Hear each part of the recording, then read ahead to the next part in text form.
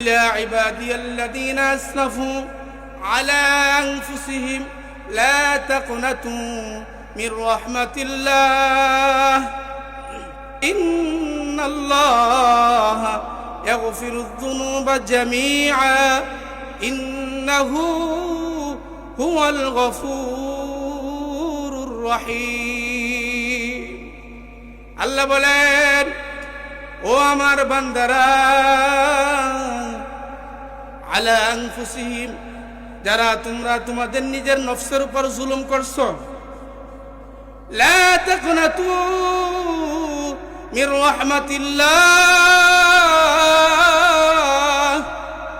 তোমরা আমি আল্লাহর রহমত থেকে নৈরাশ হইও না আমি আল্লাহর রহমত অনেক শক্তিশালী ইন্নাল্লাহা ইয়াগফিরুয যুনুবা জামিআ আমার কাছে ফিরে আসো রাত নাই দিন নাই যখনই তুমি ফিরে আসো আয়েশা যদি বলো আল্লাহ আস্তাগফিরুল্লাহ আল্লাহ আমি ফিরে আসলাম মালিক আপনার কাছে ফিরে আসলাম আল্লাহ বলেন ইন্নাল্লাহা ইয়াগফিরুয যুনুবা জামিআ আমার নাম গফফার আমার নাম গফুর শুধু গফুর না ইয়াগফিরুয যুনুবা জামিআ সমস্ত গুনাহ মাফ করনে ওয়ালা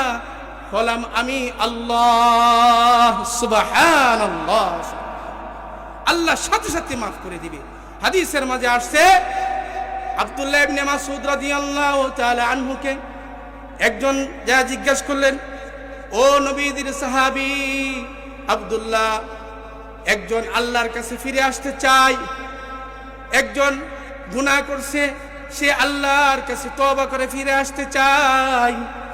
ও নবীর সাহাবী আব্দুল্লাহ ইবনে মাসউদ তার কি কোনো ক্ষমার দরজা খোলা আছে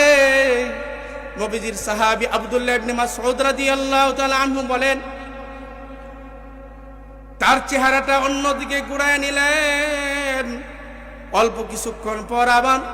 অশ্রুসুক্ত চেহারায় আব্দুল্লাহ ইবনে মাসউদ চেহারাটা ঘুরায় বলেন ভাই শুনো জান্নাতের অনেক দরজা আছে এই দরজাগুলা কখনো বন্ধ করা হয় আবার কখনো খোলা হয় কিন্তু আল্লাহ রাব্বুল আলামিন একটা দরজা কিয়ামত পর্যন্ত আল্লাহ